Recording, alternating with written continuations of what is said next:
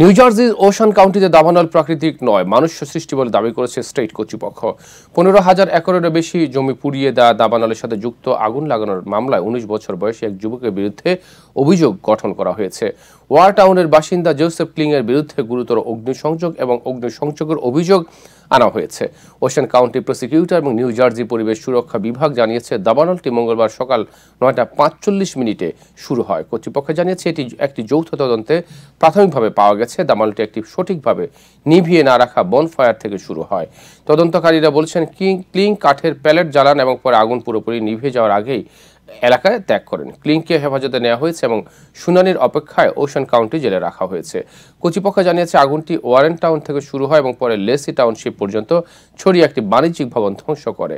GPS ব্যবহার করে তারা নির্ধারণ করতে সক্ষম হয়েছে আগুন কোথা থেকে শুরু হয়।